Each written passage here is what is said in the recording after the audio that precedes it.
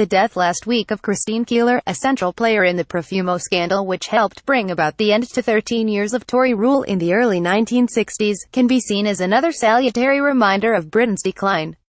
To put it simply, even scandals ain't what they used to be. British decadence is usually measured by such dull yardsticks as GDP, the fallen value of the pound, withdrawal from the far-flung outposts of empire, and the decision, taken by the then Prime Minister Harold MacM just before the Profumo affair broke, to apply for membership with the Common Market, today's European Union. But the drop-off in quality of the scandals that regularly embarrass our ruling caste is an equally valid sign of decline and fall. Back in the day when Britain still ruled an empire embracing 1/4 of the globe, and national government was firmly in the tight grasp of a tiny circle of noblemen, scandals, when they could not be safely hushed up, were earth-shattering events, causing the disgrace and even deaths of statesmen, the fall of governments, and tectonic shifts in social attitudes to equality and human frailty. Today, it is more a matter of hands on knees or bottoms on long-forgotten drunken evenings, and dim policemen rummaging through computer. Walking through Westminster on a summer evening in 1822, Lord Castlereagh, arguably Britain's greatest ever foreign secretary, who was largely responsible for the reconstruction of Europe after the Napoleonic Wars, was accosted by what he took to be a female prostitute. But when the woman undressed, she turned out to be a he, and threatened to blackmail Castlereagh for the then illegal offence of homoequality. A few days later at his Kent country home, Castlereagh, his mind already unhinged by overwork and possible syphilis, fatally slit his throat with a penknife. The late 19th century was the golden age of the political scandal.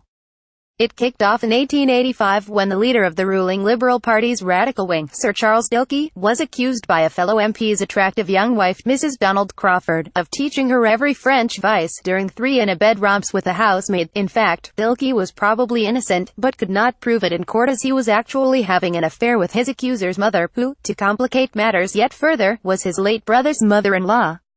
The scandal scotched Dilke's high hopes of succeeding Gladstone as Liberal leader and Prime Minister and ruined his career, though he remained an MP until his death in 1911.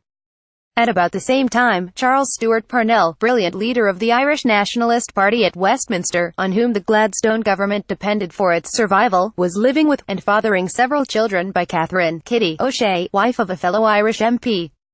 When the scandal broke, Parnell lost the support of both Gladstone's puritanical nonconformist Liberal base, and piously Catholic Ireland, and was dead within a year, setting back the cause of peaceful Irish nationalism for a century.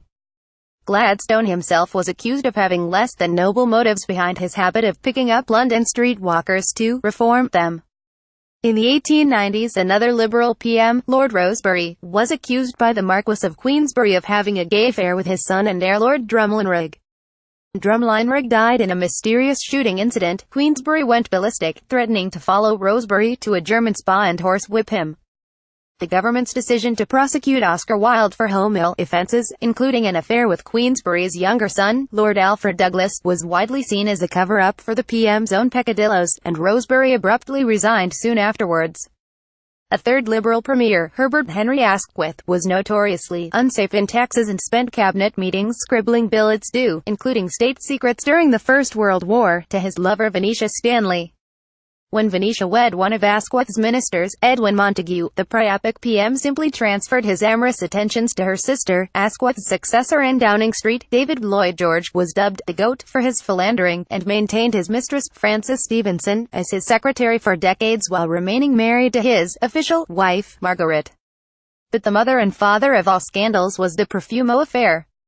As the 60s started to swing, it had everything a beautiful model, bestowing simultaneous favors on Britain's war minister and a Russian spy. At the height of the Cold War kinky aristocratic parties, a photo of a duchess performing fellatio on a headless cabinet minister, a shooting, a suicide, and a long-lured court case in which high society's dirty linen was thoroughly washed before the eyes of a delightedly prurient public. Harold MacM, then an aging Edwardian Prime Minister himself, cuckolded by a fellow Tory politician, Lord Boothby, admitted he was unable to understand what was going on as he did not move much among young people. No, they certainly don't make scandals like that anymore. Since those halcyon days, apart from the tragicomic coat of the Jeremy Thorpe affair in the 1970s, there has been a dramatic falling off in the style of our politicians caught with their trousers down.